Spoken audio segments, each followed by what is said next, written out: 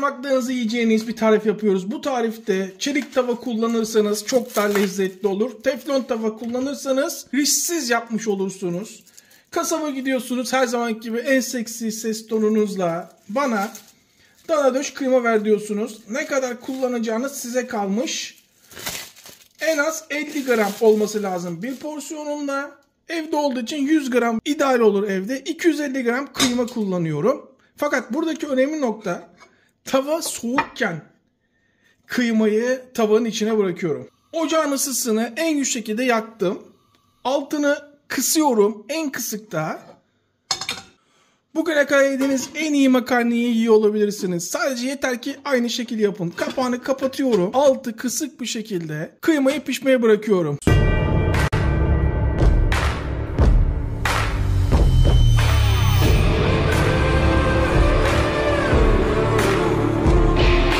Eğer patlıcanlı yaparsanız çok daha lezzetli olur. Daha önce bu kadar lezzetli bir makarna yemedim dersiniz. Böyle bir sos yapmadım dersiniz. Patlıcanları hemen delelim. Ama isteyen patlıcan kullanmayabilir. Ama kullanmanızı şiddetle tavsiye ederim. İyice patlıcanları deldikten sonra biraz acele edelim. Saat 4'te Meksika Ligi'nden Mantaza ya da Martaza, tam ismini bilmiyorum, takımın maçı var. Şu anda saat gece 3. Bir vampirin tarif defterinden biliyorum. Hemen bu fırına 3-4 dakika sonra kapağını beraber açıyoruz. Hiç dokunmadım 3-4 dakikadır. Yavaş yavaş suyunu bıraktığının farkına varıyorum. Ve artık kıymayı iyice şöyle bir ezdikten sonra ve karıştırdıktan sonra tekrar kapağını kapatıyorum. İyice kıymanın suyunu vermesini istiyorum. 5 dakika sonra kapağını tekrar açıyorum. Kıymanın suyunu bıraktığını görüyorum. Farkında mısınız? 2 dakika, 3 dakika karıştırarak kavurmaya devam ediyorum. Bakın suyunu iyice çekti. Bir çay bardağı ve hemen şöyle sıcak su. Murat Kolbaşı beni bulsun 2025 oldu. Ve bir çay bardağı sıcak suyu katıyorum. Daha sonra şöyle bir karıştırıyorum. Muhteşem sosu yapıyoruz. Ocağın ısısını en yükseğe getiriyorum. Kaynamasını istiyorum. Kaynamaya başladığı anda tekrar kapağını kapatıyorum ve altını kısıyorum. Ve bu şekil 10 dakika pişmesine izin vermenizi istiyorum. 10 dakika pişsin. Tekrar beraber açalım. Evet. Şimdi şöyle bakalım. Dibinde hafif suyu kalmış. Kıymalar tane tane olmuş. Yavaş yavaş kavrulmaya devam etsin. Artık bunu lezzetlendirmeye geçebiliriz. Bir yeşil biber.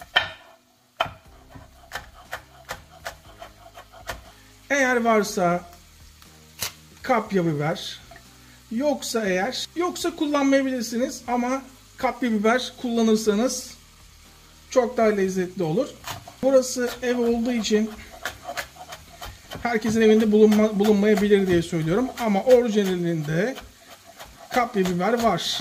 Renginden de müthiş bir şey olduğunu herhalde yavaş yavaş farkına varıyorsunuzdur. Devam etsin. Sıra patlıcanlara geldi. Közlediğimiz patlıcanları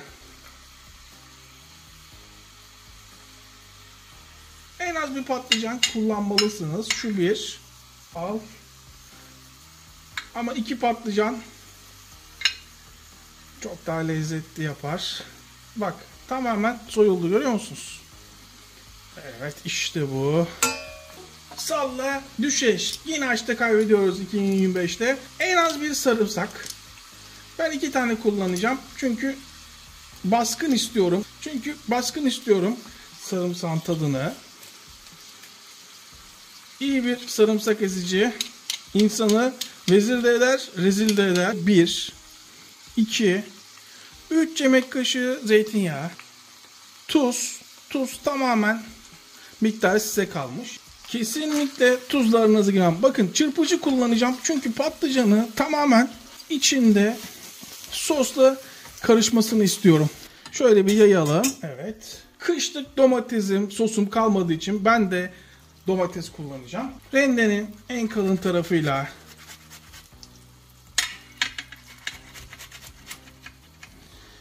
İşte bu. Yarım yemek kaşığı domates salçası.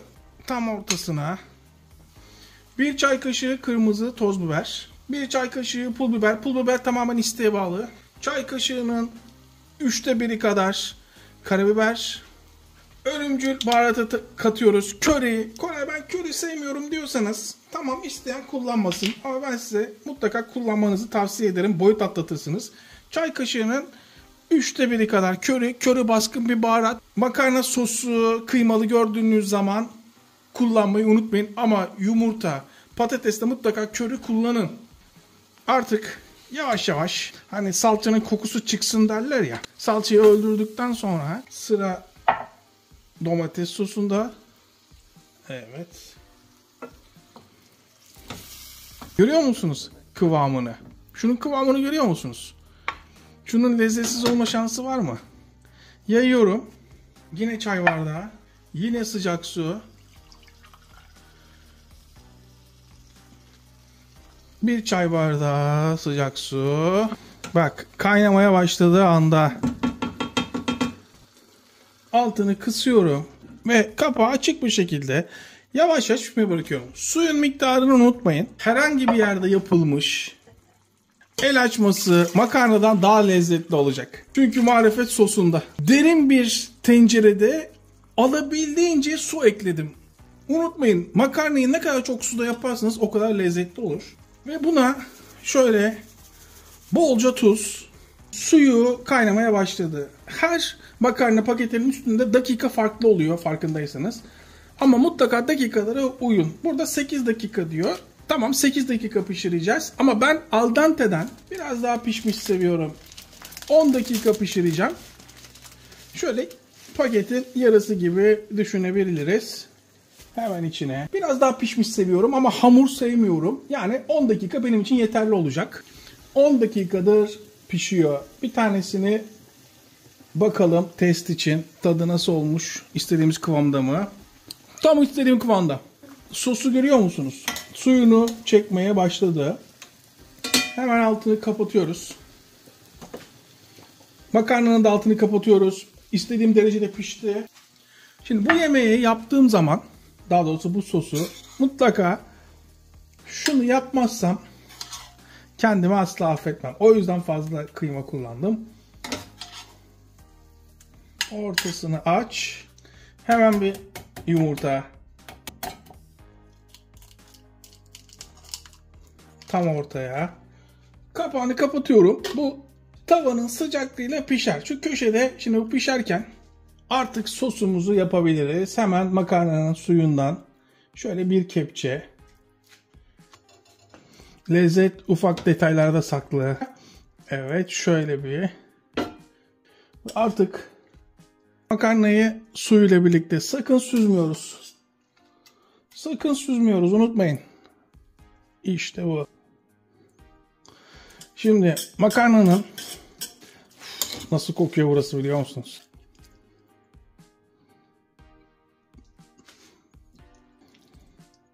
Evet. Ne kadar bol kıymalı oldu değil mi? Kaç kişilik makarna oldu esasında. Üstüne maydanoz.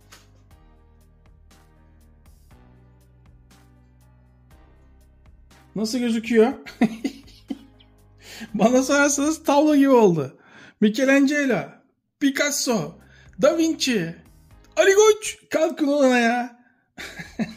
Dışarıda yediğiniz makarnalardan bile çok daha lezzetli olduğunu göreceksiniz.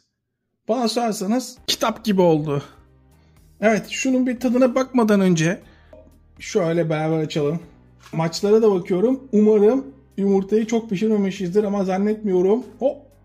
3 parmak tekniği. Yıllarımı aldı. Evet, tam istediğim gibi. Saat gece 4'e geliyor. Maç başlamak üzere. Hazırız. Açın ağzınızı. Şunun şöyle bir tadına bakın bakalım. Şöyle kıymasından da alalım. Evet, açın ağzınızı. Ya böyle bir şey olmaz kardeşim ya. Gerçekten olmaz. Bu nedir ya? bir insanın kendi yaptığını şöyle güzel, böyle güzel demesi ne kadar doğru bilmiyorum ama bu nedir ya? Kendimi zor tutuyorum. Burası nasıl kokuyor biliyor musunuz? Böyle bir şey yok. Şimdi şunun tadına hep beraber bakalım. Keşke imkan olsa da size şunu ikram etme şansım olsa. Şimdi şunun tadına hep beraber bakalım. Açın ağzınızı. Şunun lezzetsiz olma şansı var mı sizce? Görüntüden bile belli değil mi? Nasıl mı olmuş? Durun. Tam anlayamadım. Öf. Patlıcanın alttan alta gelen o köz tadı. Of. İnanılmaz lezzetli.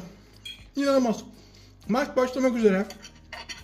Soğutmadan ben keyfime bakmak istiyorum. İşte mutfak. İşte tarif.